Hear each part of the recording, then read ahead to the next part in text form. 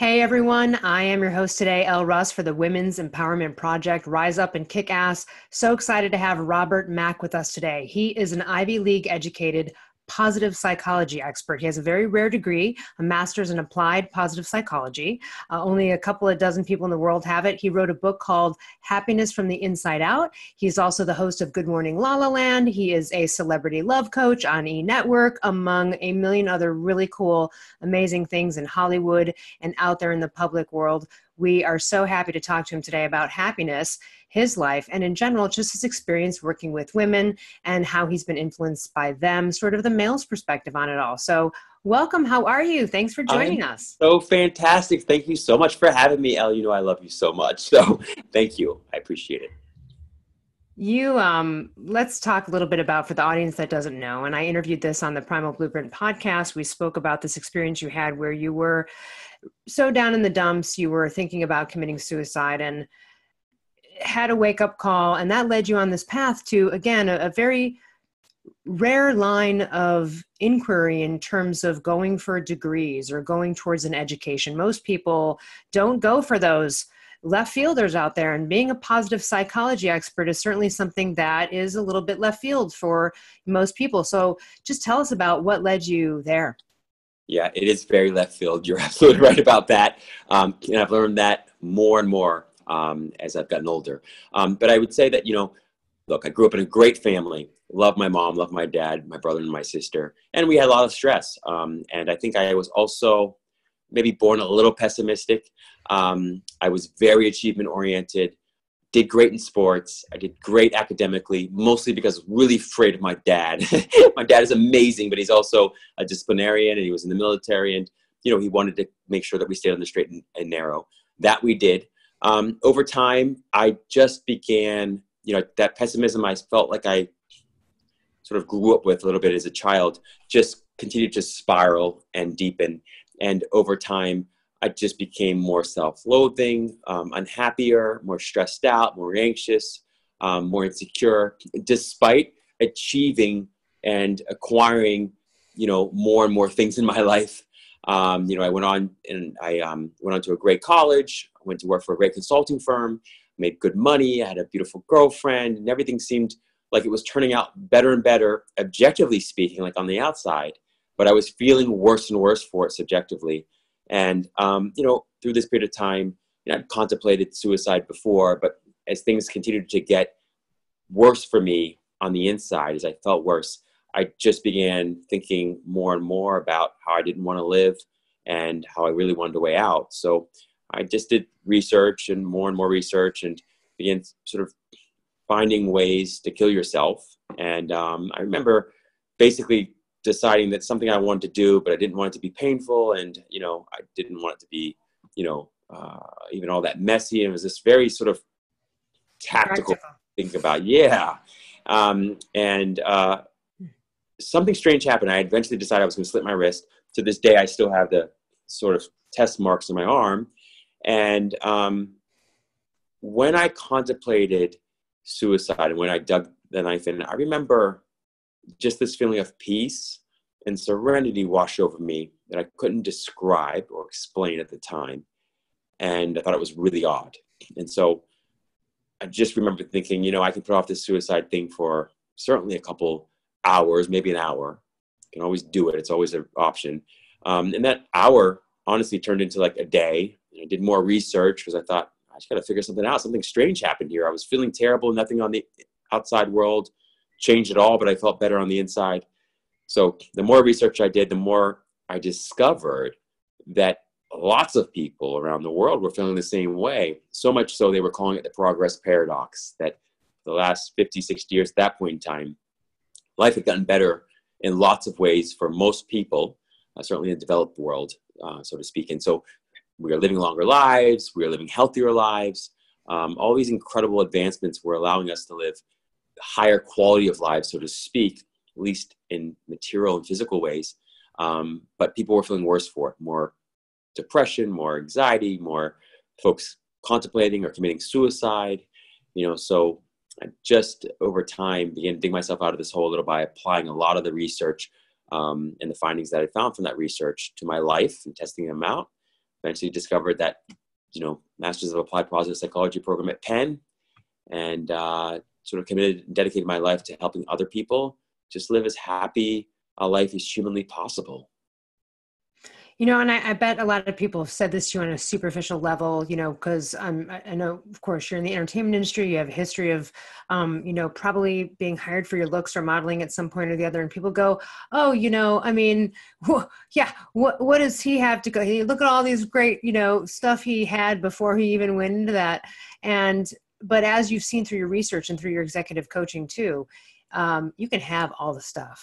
You can be good. You can have this kind of cool lifestyle, at whatever that was back then before you got into it. Because weren't you were in a corporate position, right? Yeah. But then you started to get into some modeling and acting and stuff too. So there's that whole attention, and people think that like pretty people have it easier, and or just, oh, you're in the spotlight. This is what people want. That's kind of happiness. And we see that because we see drug overdoses with actors and famous people all the time, right? Absolutely, Elle. Absolutely. So well said. So eloquent. It's crazy. First of all, I will add one caveat. I always felt extremely ugly. I never had friends, and I was actually voted most shy in my high school class. So I'll just put that out there. And that being said, I did go on to have great consulting job, which I hated. I didn't particularly like it, though I was very appreciative for the work and for the people that I met. And then after that, I did go into the entertainment, did some entertainment work for a while. I was a model for like 10 years and an actor. And that was mostly because I didn't want to go back to the corporate world. But what was wild to me, just as you described, I met so many people, both in the corporate space and the entertainment world, that were so deeply unhappy. They were so beautiful, physically they're beautiful, maybe financially, they're just killing it. They had achieved every award that you could imagine. And I just always remember thinking, wow, and sort of how ironic it is that some of the most beautiful, successful, accomplished, educated people in the world experience such deep, dark depression, dysphoria. And, they're just deeply, on some level, disturbed, right? And so, yeah, it doesn't, this thing about sort of depression and unhappiness and stress and worry, it doesn't discriminate, it doesn't discriminate. And often, in many cases, those who have seemingly the most, materially, financially, aesthetically, they often suffer the most because they've invested their identity and they've invested who they are and their happiness in things that are ephemeral or things that can't provide them the happiness that they're seeking. I know I certainly was one of those people. So you just, absolutely nailed it, Elle. It's been fascinating to me. And the longer I've lived, the more I've been shocked by it. And I remember having conversations with friends. You and I have had conversations, similar to this before. And I think for me, always the surprise is, and it hasn't lost its effect on me, is that people generally have the same kinds of problems: rich, poor, beautiful, not so beautiful. And it's more the perception of those things that I think influences people. And so you can be the prettiest person in the world, but often you feel the ugliest inside. Or you can be the richest person in the world, but you can feel like the absolute most broke inside. So it is wild, and a lot of research out there to sort of prove that out. What are some of those, not necessarily exact stats, but you've thrown a few out there. Yeah. We do know that obviously sometimes we do know for sure the stuff is not the thing. There have been studies done on that. What are some of the other things you've learned, through your program and through life and coaching that people would be like, okay, I wouldn't have thought about that one. Or, just they're like, or would confirm maybe something they already are in. Yeah. Great question. So there have been, you're right, lots of surprising, dramatic findings from the world of positive psychology. For the most part, we often think that the circumstances and conditions of our life account for most of our happiness. The truth is only about 10% statistically, scientifically accounts for the happiness in your life. And so you can have the most perfect, idyllic life humanly, that you could possibly imagine. And that still will only account for 10% of your happiness. The other 90% is basically constituted by genetics, okay? However, those genetics are malleable, right? So we know now that DNA is very plastic. And so the thoughts you think and the actions you take and the words you speak actually have an effect back on your DNA, and it changes the way in which your DNA expresses itself.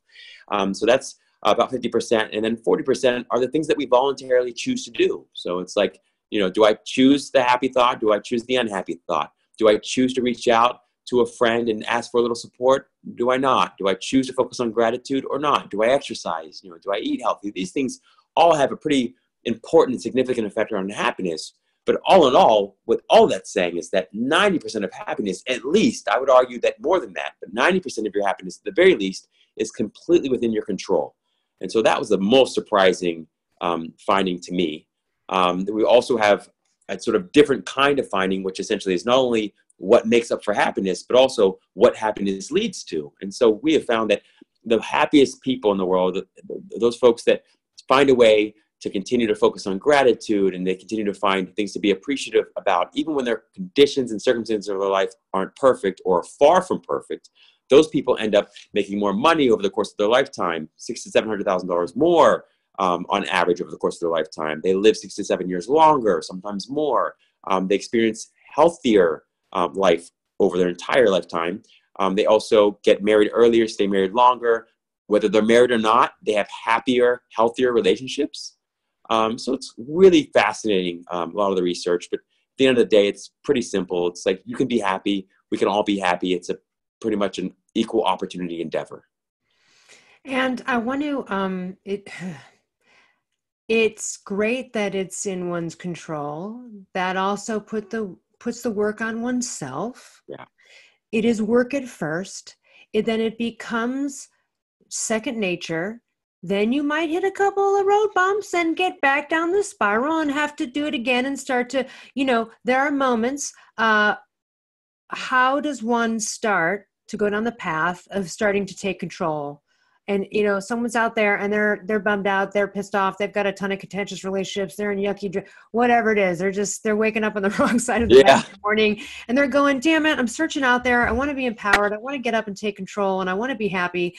What I love what you did is, because it's something I tell everyone to do, right? If you want to learn how to paint, you're going to at least watch a YouTube video, buy a book, or at the very least, just experiment. Yes.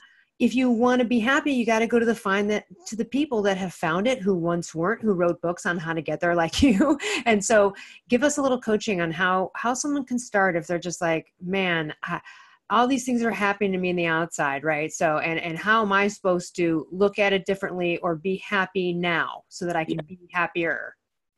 Such a great question, Alice. This is why I love talking to you so much. You have such loaded, too many questions. Yeah, but they're so good. They're so powerful, and they're so important. So, at the end of the day, we can talk about this in a lot of different ways, but happiness is really about rewiring the brain. Okay. And we rewire the brain by establishing new thoughts and new habits. Okay. And in order to do that, it does take some work at the beginning. You're right.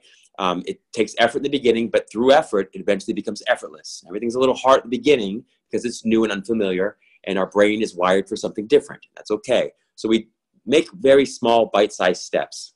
For me, a huge part, as you just nailed, was learning. I wanted to learn as much as I possibly could from people that were happy. And that's a really critical part, because lots of folks, and we all talk a great game, but you really want to look for someone who's happy if you can, okay? But start anywhere. It doesn't matter. Everybody has something to teach us. And so education is absolutely by far the most important thing. Now, a huge part of that for me was reading. I'm a reader. I like to read. But over time, I've discovered that I also like to listen to things. And one of the things I was doing when I was really struggling was simply every morning I would turn on someone that had something to say about how to live a happy life. And not just how to do it, but also the importance of it. Because I think the most challenging piece is that happiness is worthwhile, which is a strange thing to have to convince people of, but I need to convince that it was worthwhile, and that it can lead to success. In fact, increasing success, more effortless success, and so those two pieces, it was like convincing myself that it was a worthwhile pursuit and that it could actually help me accomplish all of my other dreams and goals in a much more effortless, easy, enjoyable fashion. Once I was convinced of that, it became easier. And so I started listening to people that had positive messages. They didn't have to be that deep. In fact, sometimes they're better if they're not that deep. And just listen, and I would inundate myself with people that were talking happiness. I would inundate, because often we're lost. If we leave it up to ourselves and our default way of thinking, we're going to revert back to those negative thoughts that occur over and over again, those automatic thoughts. And you need almost someone to do the thinking for you, for a period of time until it becomes more familiar and it becomes more of a habit. So that by far is the greatest, I think, opportunity for most of us, is just to begin inundating yourself with positive messages, happiness messages. Stick to the messages that feel authentic to you, or at least more closely authentic. But, you have got to start drowning yourself in things that feel better. And so you start with that.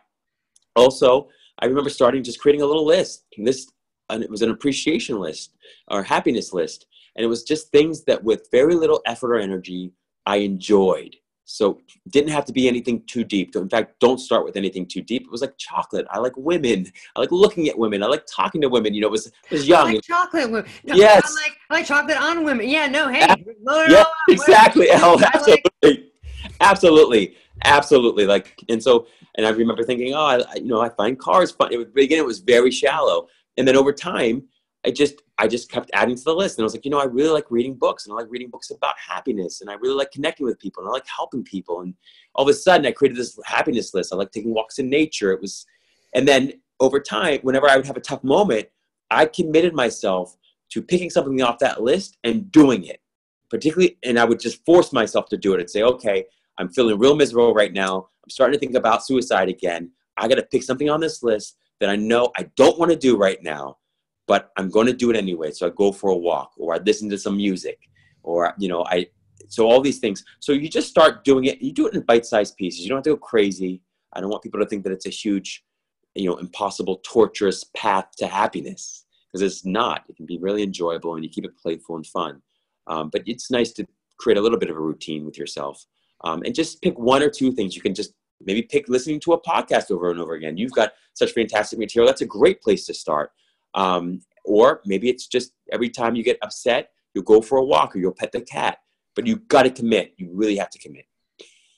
Yeah. And also, aside from the things you can do for oneself while you're in your own company and thinking about those kind of things, I also just always like to point out that the thoughts you also think about other people in their lives are something you have to look at, because we can be real effing downers about other people in our mind, be other people's business. Usually when you're not feeling good or you're off kilter, it's because you're either they say God's business or someone else's business. I think it was Byron Katie who said that. And then there's your business, right? But sometimes it's really the downery thoughts and judgments we have about other people too. And I will say this, it's one of those things, right?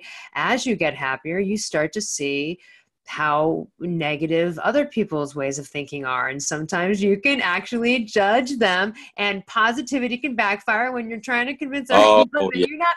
So I want you to get into that, because that's and it's a lot.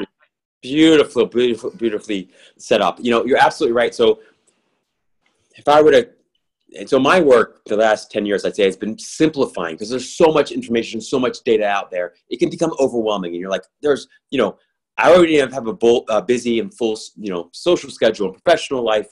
Why do I want to have to or need to work at this happiness thing? And so for me, it's really important that I simplified it for myself. And one of the things that I know without question is that all judgment is painful, and all judgment is unhappiness. And so whether it's directed at you or someone else, that's the source of your unhappiness.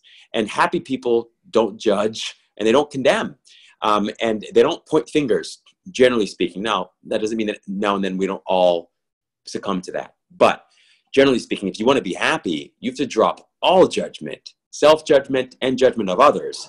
And I remember I have a friend, a great clinical psychologist, and she's a little bit older than me. And when I was getting into psychology, she said, I'm going to tell you the rule 101, like rule 1 in class 101 of psychology. She's like, I'm sure you know it, but nearly everything anybody ever says is projection.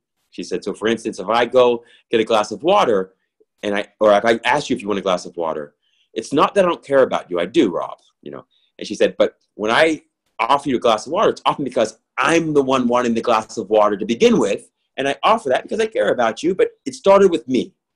And that's for sure been true in my life. There's an expression sometimes I share with clients, which is, you spot it, you got it. So whatever it is that you think somebody is doing to you, or that you feel is a problem for someone else, it's probably somewhere rooted inside of you. And that doesn't mean that the person is right for doing any of those things to you. It doesn't mean that they're right, but it does mean that if you want to be happy, you have to drop the judgment. And in dropping the judgment, you're able to take back your power. You're both your power to be happy, your power to take really resourceful action that's full of clarity and focus, and that's efficient, effective action. And so it's really important that you love yourself. The more you love yourself, the more you'll find yourself loving others, even when they don't show up in ways that seem all that lovable to you.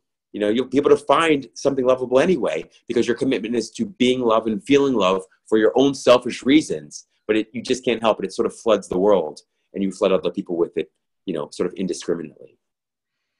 On the note of judgment, so I just want to, because there might be people listening going, well, just because I'm looking at something I don't like in someone doesn't exactly mean it's mirroring. And not all the time. However, I will say this.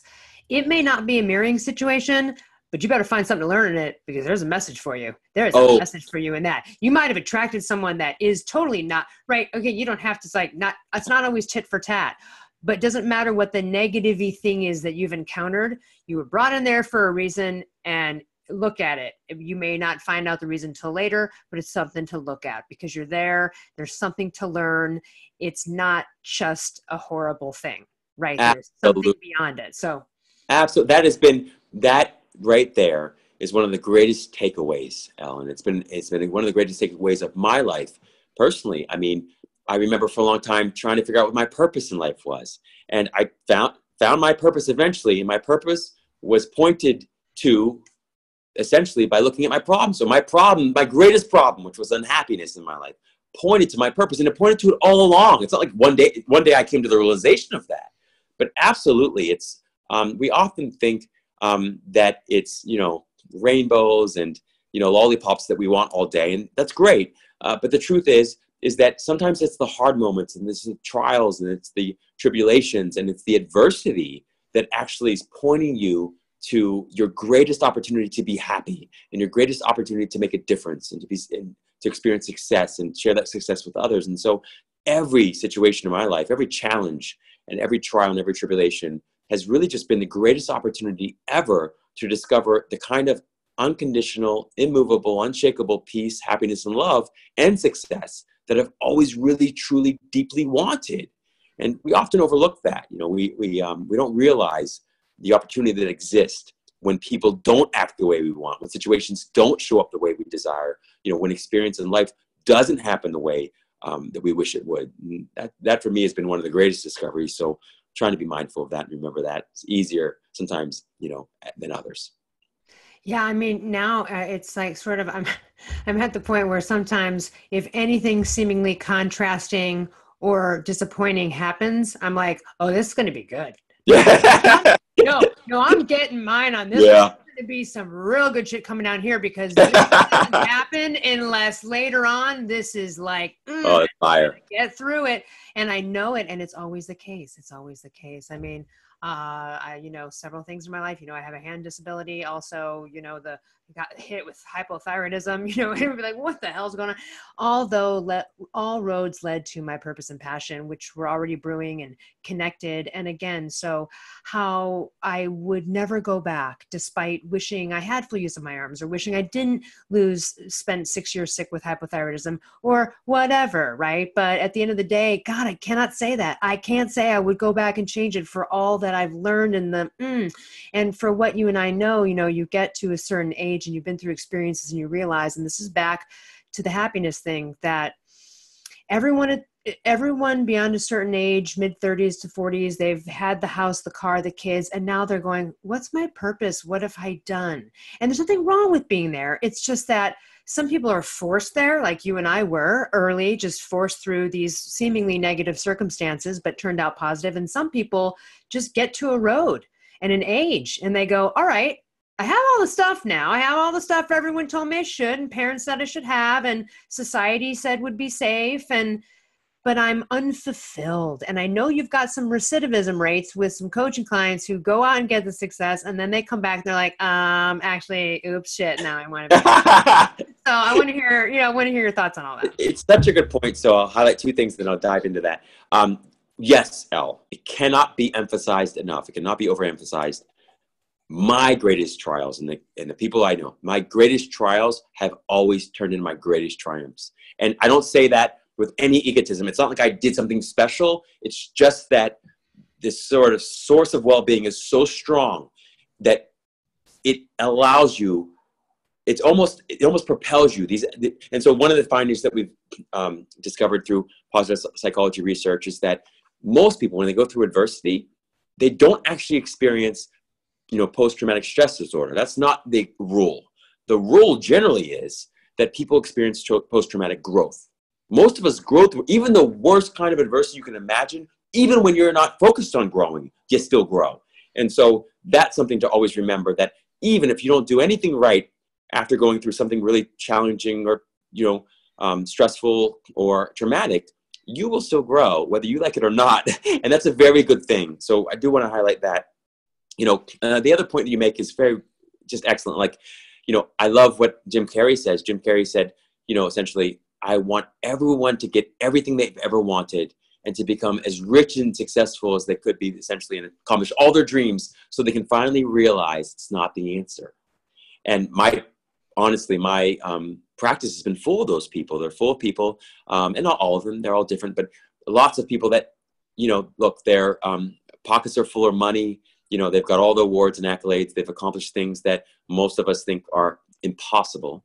And their heart is full of nothing but sadness and tears. And it's, it's really, on one hand, it's sad. On the other, it's, refreshing because they've come to a place where they realize what truly deeply matters. Right. And so I've had clients that I've talked to, and, they're not quite at that realization. They're thinking, oh man, I just need more money. 5 billion wasn't enough. Help me get to 10. And I said, well, I don't know about helping you get to 10. We'll work on it. Whatever you want to achieve, I think we can make happen, because I believe anything's possible.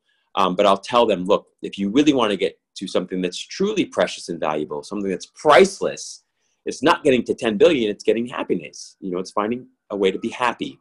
And they'll say, yeah, Rob, help me get to that 10 billion and we'll talk about the happiness. I'll be happy then. And so then, through a period of time, we talk, and maybe they go their own separate way eventually. And then a couple months later, they'll come back, and it's happened so many times, and they'll say, oh man, Rob, I wish I would have listened to you the first couple times, that you said it. And I know you'll never stop saying it to me, but I really just want to be happy. I got the 10, or I got the 15, or I didn't, I lost everything. But in either case, it's happiness that we're really after, because no matter what you want to accomplish or achieve in your life, no matter who you want to meet or marry, no matter how many kids you only want those things because you think, at least you think that you'll feel better for the having of it, or the accomplishing of it, or the achieving of it. And that's just the real long scenic route to get there. And it doesn't get you there, right? And so if you want to be happy, doesn't mean you have to give up any of those things. In fact, you can accomplish things even more easily and effortlessly if you get happy first. Yeah. And on that note, and then I want to get into some women's empowerment, but so I always say, my thing is, if you don't enjoy your own company and think you're awesome, I'm not going to. Yeah. I'm not. But people need to get still, right? If you need to be able to enjoy your own company, get to the point where you can sit and stare at an ocean, enjoy nature, enjoy life, what's out there, instead of we are so overstimulated, overloaded. That's why stress is such a problem in our society. And half the time people don't even know they're stressed, right? It's just, I'm multitasking at 100 miles an hour with 15, cups of coffee, and they don't realize what they're doing to their body, right? They're in fight or flight.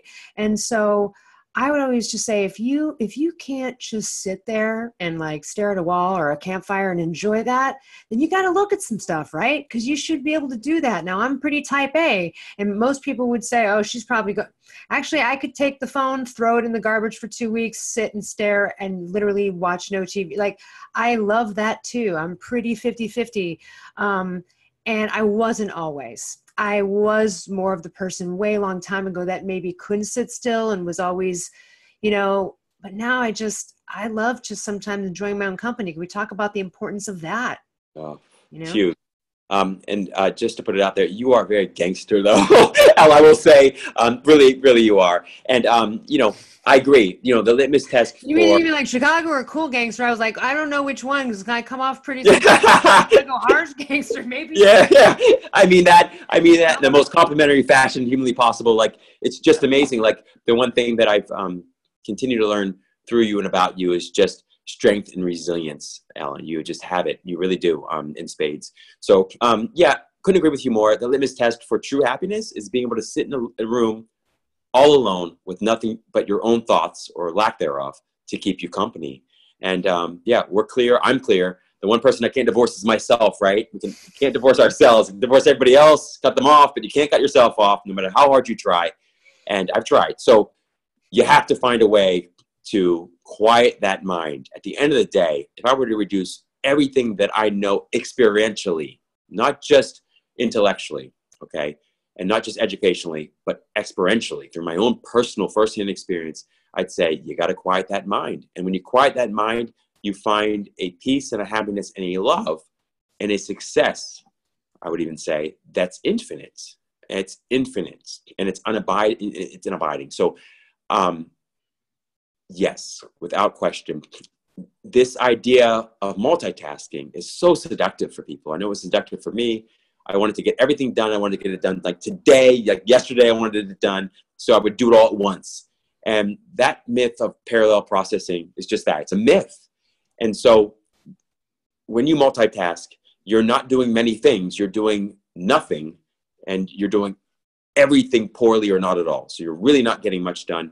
It's much more efficient and effective to focus on one thing at a time. Thinking counts as one thing. That's the thing. Thinking counts as one thing. So if you're going to be thinking, about X while you're talking to person, Y, you can't do those two things. It's better to have the conversation and listen actively with a quiet mind. And then when you're ready to talk, or they're done, then you talk. But we've got this really funny idea that we can do all of it. We can do it all at the same time. We can do it all effectively, and nobody's the wiser, and that somehow we'll be rewarded for it all. And yeah, you can squeak by life that way. But it's a really hard way of getting through life. It's a really hard way of being successful. And it's a terrible way, an impossible way of being happy. You just can't. You can't be happy with a mind that's always chattering. I call it your inner crackhead. You got to quiet that mind. And it's not nearly as hard. And if you've ever met a crackhead who has yes. not had a crack hit in a while, they are all over your shit constantly. You will see them in every corner, left and right. They'll be coming up there. Want another fix. Downtown That's Chicago, right. I've seen them. Yeah. That's funny though, because a lot of people, I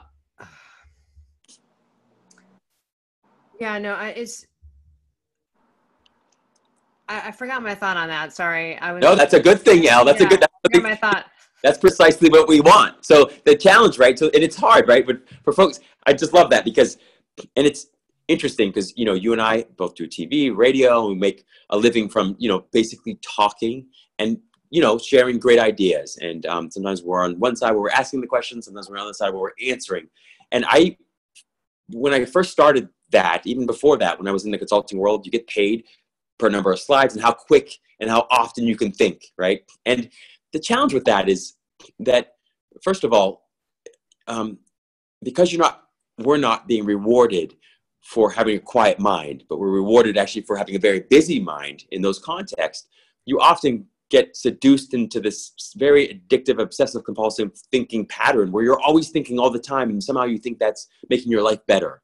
And maybe in small ways in the beginning it does, but it's the moments when my mind is quiet, and often those moments come out of the blue. And when I've been able to fully embrace and enjoy those moments of quiet, the next thought that usually comes is so razor sharp. It's like an arrow, and it doesn't really always hit people in an intellectual place. It like bypasses that completely, and like an arrow straight to the heart. And I've had those moments where I'm like, oh my gosh, I have nothing to say. I should probably be speaking up right here, but I need to embrace this. It's quiet and silence right now. And I sit there in the silence, and if I'm really accepting and I'm really not trying to just fill up the void, all of a sudden something will come out of nowhere that I can't even necessarily attribute to me. I'll say, my goodness, that was a profound thought. And the reason I can say it's profound is because it didn't feel like it came from me at all. It was just, so that's one of the additional benefits I think that we have a hard time recognizing, is that when you rest your mind, it becomes razor sharp.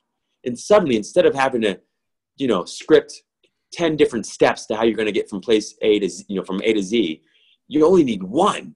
You need one step. It's one thought. You only need one great idea in the world to make a success of yourself or to make a multi-million-dollar business. It doesn't have to be 1,000 thoughts. And not only that, but in that silent, quiet space, you're at peace and you're happy and you're loved. I remembered what I was going to say, which relates to that. But so in the chatter and what's going on there, a lot of that is action steps, how, and we don't have to get into any ethereal physics, quantum physics, law of attraction. We've had some people on the summit who are going to be talking about that, but just this idea that most people, and I know you've gotten this objection, it has to be hard.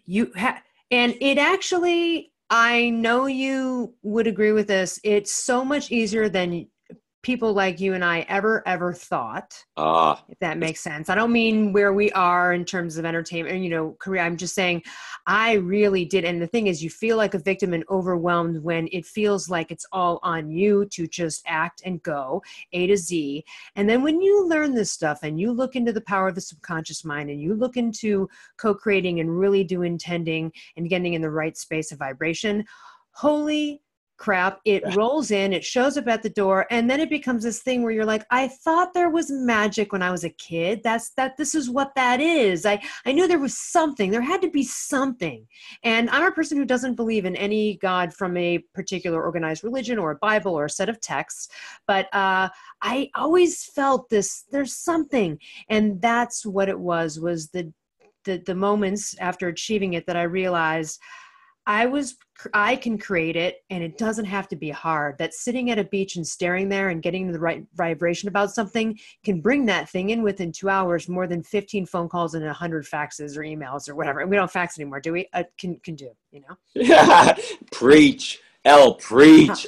Absolutely. Like, you're right. You may not believe in organized religion's God, and neither do I. And so, and you don't need to, because I think life presents opportunities for you to experience that which we think of as God in every single moment. And the challenge is that we're often so lost in our own thoughts, lost in its past, our memories, lost in the future, our imagination, our concerns and worries, that we miss this ever-present peace, love, and happiness that exists all the time. And we all have moments, I don't care who you are, we've all had moments when, for no good reason, we felt a sense of deep gratitude or a sense of deep awe or wonder, or we felt happy for no good reason.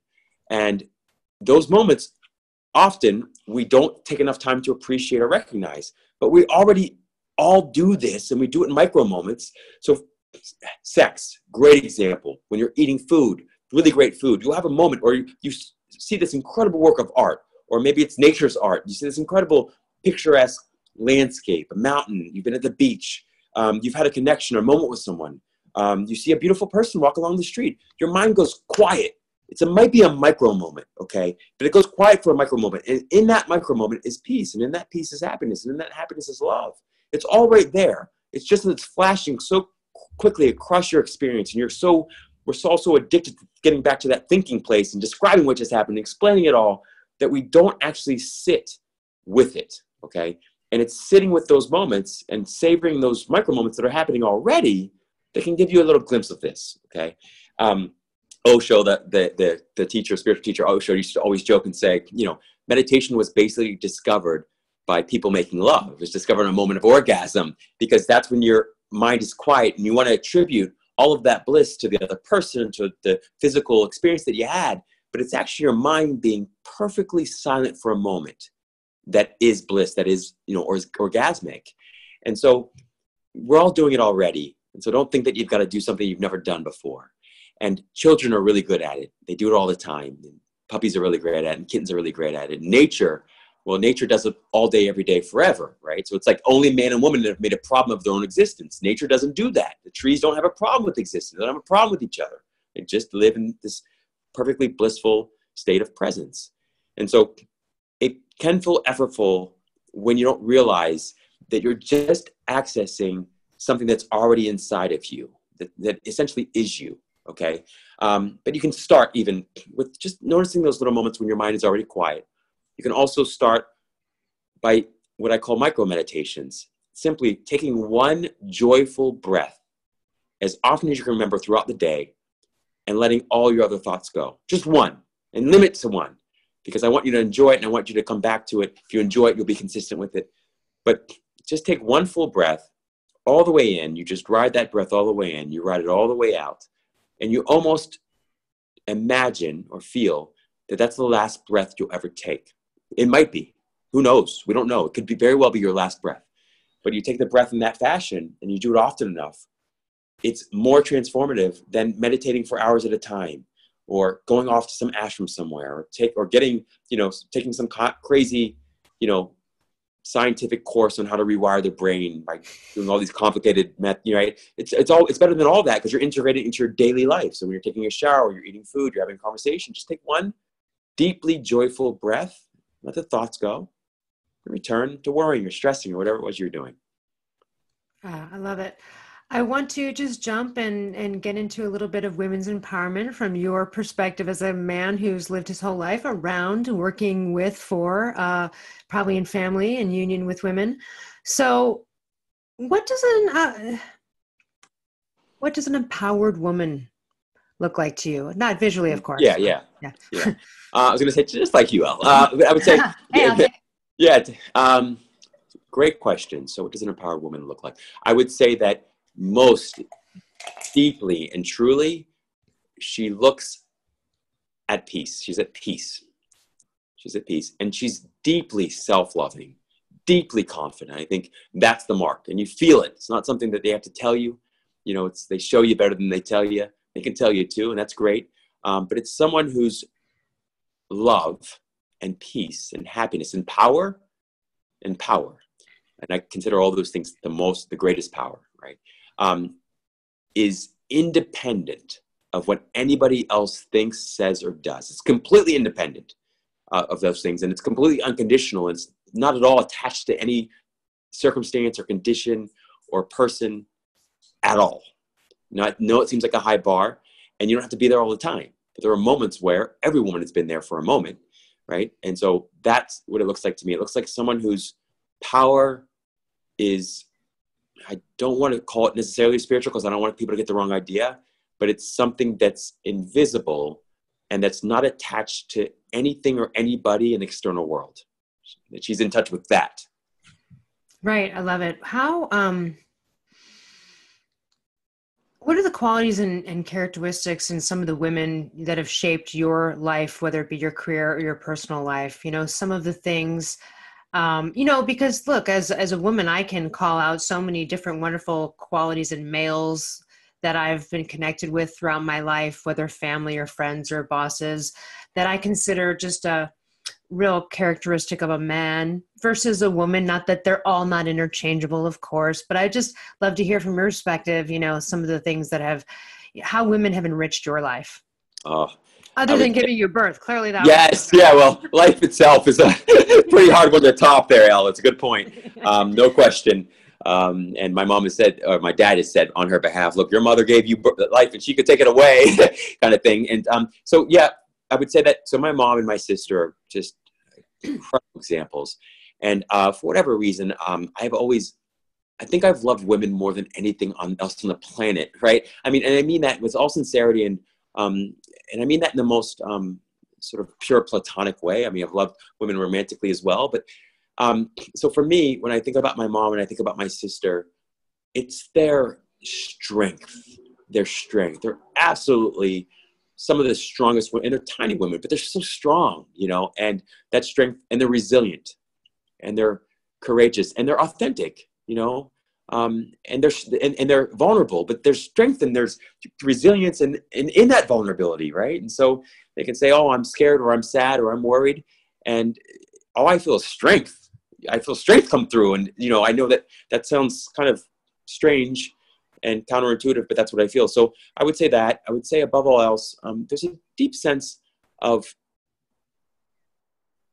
trust, I suppose. And it's not trust of anybody in particular, but there's trust in life. There's trust there in life, that life is worth trusting, and that, at the end of the day, we're just, these sort of like, we're just this ball of energy in this rotting corpse on this crater flying through space, essentially, right? And yet there's trust in that somehow we are doing just fine. So I would say it's all those things. It's confidence, and it's, but mostly it's authenticity, I suppose. And I would say just one thing. In all, I've never met a woman who I didn't feel that wasn't deeply empowered. Now, and deeply powerful. In my whole life, I mean, my little niece Zoe, she's 4, and little Mia is like 2, and they're just full of power. And it's hard to express or describe or explain, but they're full of power. And sometimes I think we'll talk about it in terms of like women being empowered or powerful when they're aware of that power. Okay. But it's just awareness. It's not like something they create. I don't think it's something that one woman creates and another one can't create. I think it's all, power is all there for all women and all people. And some people are aware of that and access it, and some people aren't aware of it and don't access it. But it's not something that you create or manufacture. It's just something that you access that's always deep within you. So I'd say I describe the women as powerful as the ones who maybe have accessed it or they've recognized it. Yeah, I get that.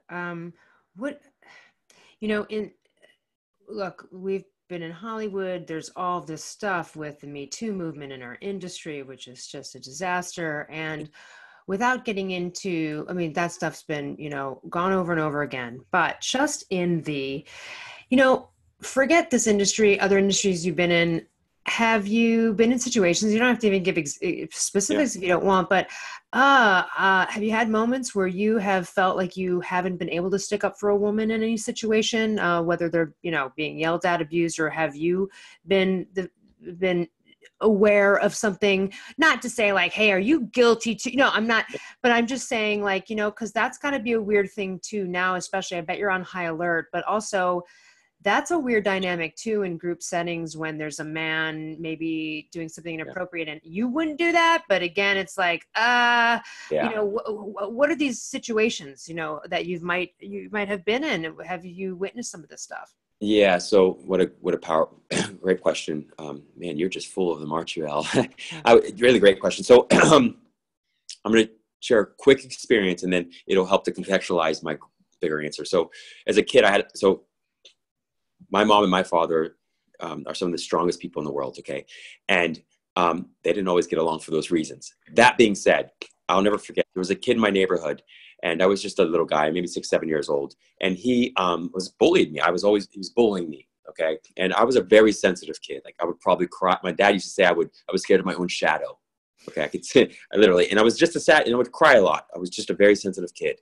And so this kid would bully me, and he'd throw rocks, and so then one day my dad found out, and my dad, brought me inside, and he gave me a whooping that day that I will never forget. And strangely enough, even at that age, I was clear that was coming from a place of love. I may not have loved the expression of it at that time or understood it or in any way justify that. Okay. But that was my experience at the time. He said to me, if you don't go out there and defend yourself, you will have twice that, experience with me. I'll give you twice the beating. Right. So I remember thinking, man, that's hard, man. He's a military guy.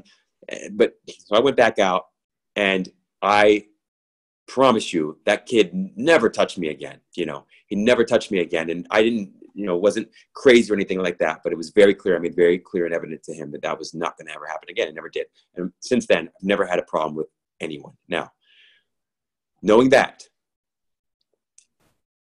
I've never been, and my brother's even worse, I'm not one to let people be taken advantage of, like knowingly taken advantage of. I've been in situations where men have tried. Okay, I remember being in South Beach once, and my mom and sister came to visit. It was Memorial Day weekend. It's a crazy weekend. I asked them not to come because I know the scene. It's people a lot of fun. I know that scene too. Yeah, I've been there. That's a crazy. People on the top of cars dancing at carjacking cars. Yeah. Like 3 in the morning, man. It's nuts down Totally. Yeah. Yeah. And it's a lot of fun for a lot of people, and it's great. And for a lot of people, it's not so much fun. It could be, a challenge. So I remember we were walking down. They wanted to walk down Ocean Drive, which was like the worst place for it. So we go walking down Ocean Drive, and I remember this guy grabbing my sister, and he grabbed my sister by the arm, and I'm standing right there. And I remember just shooting a look, and this is before I had evolved a little bit. So I remember shooting a look and thinking, and I remember getting so upset. And I was like, dude, if you don't get your hands off my sister immediately, you and I are going to have a major problem, And I suddenly remember thinking also like, man, I think there's like 6 or 7 of his friends behind him. This is going to be a disaster. But if it's a disaster, I'm going to be the first one that goes down, period. And I'm not going to go down. Nothing's going to happen to my sister in my presence, period.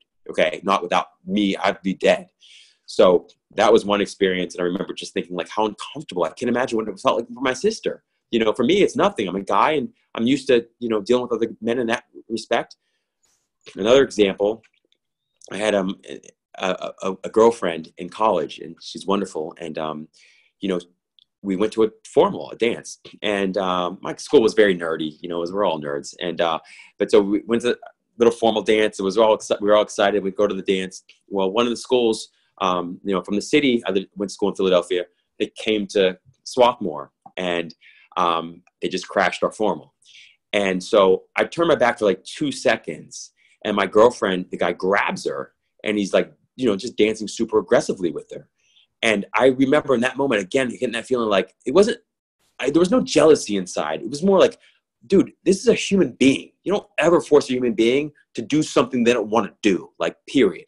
And so I remember him grabbing her, and all of a sudden, it didn't even take 2 or 3 seconds. I look around, and these are guys that I knew, but they look at me, and they're like, there's no way this is going down. All of a sudden, it became this huge, and I was just like a very sort of straight-laced kind of kid. But all of a sudden, these guys from nowhere were just it was a huge fight. And I'm like, oh my gosh, I can't believe this is happening. And I'm not saying there's nothing about me. I have infinite weaknesses, infinite weakness. I am clear about that. Okay.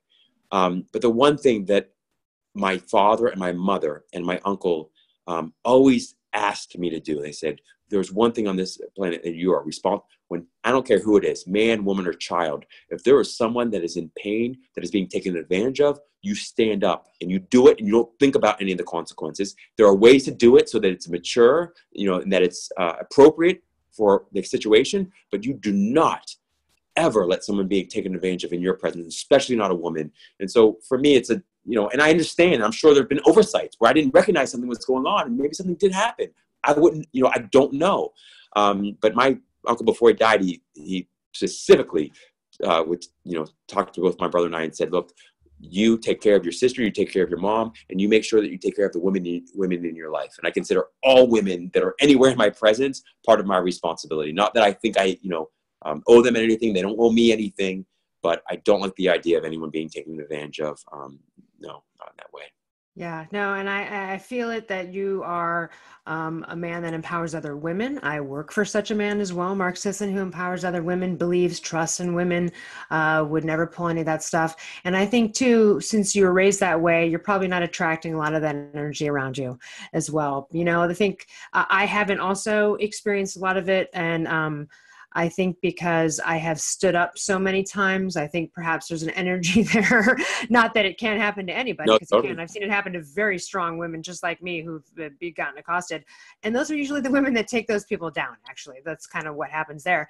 But yeah, no, it's an interesting time. And I feel we need more men like you. We feel comforted around men like you, and our family and friends who are respectful of women that we know. It's such a safe place, and we do feel more protected. So I'm just glad it's all coming out now. And I didn't want to get on that negative tone, but you are a guy who's seen some crapola, and yeah.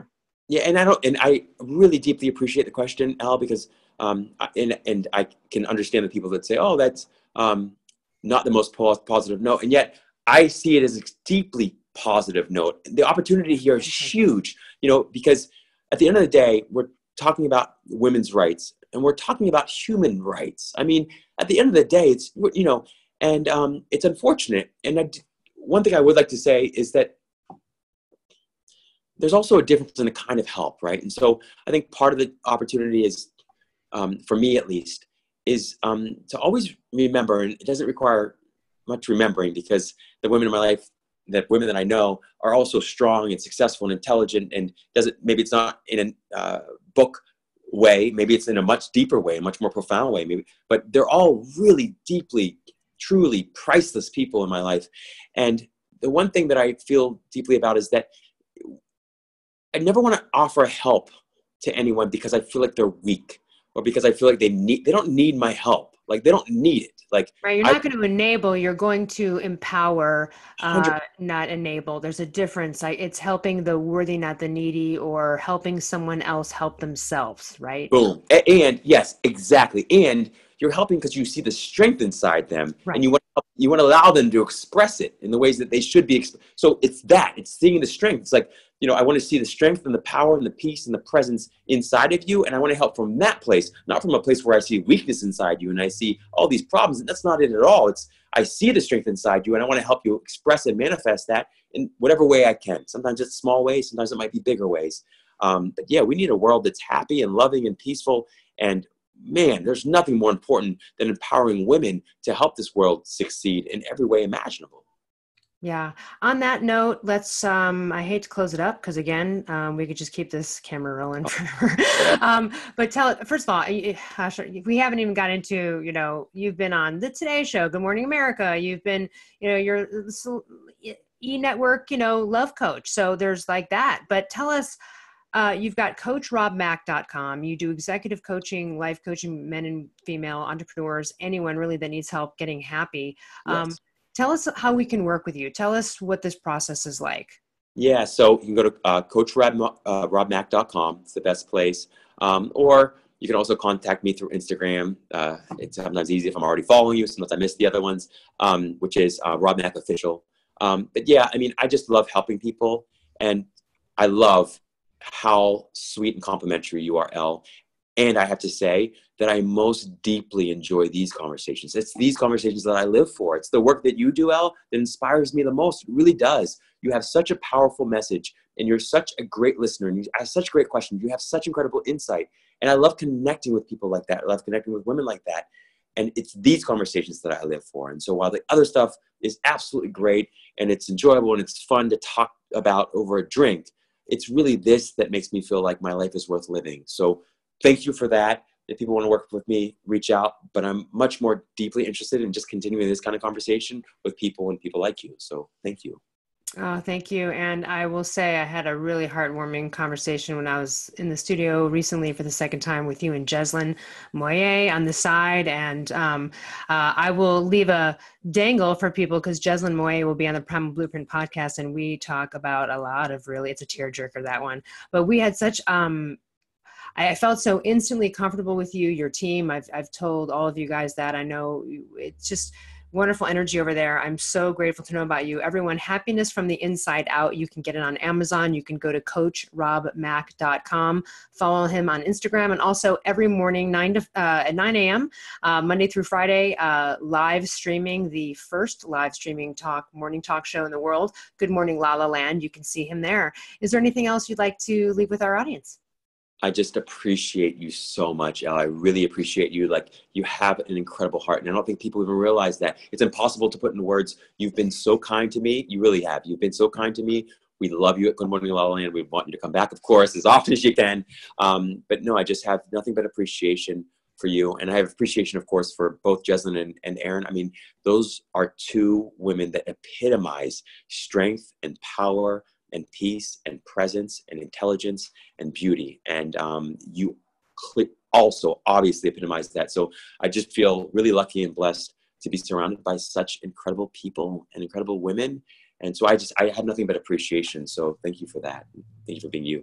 You too. And thanks so much for joining us. And for everyone else out there, get happy, get empowered. You can rise up and kick ass. We've all been in the dumps before. We've risen out, talk to us, read Rob's book, start to get in the flow, because life is so much better when you have so few less bad days than you ever thought you did or could have. So anyway, thanks for joining us today, and we'll see you on the next one.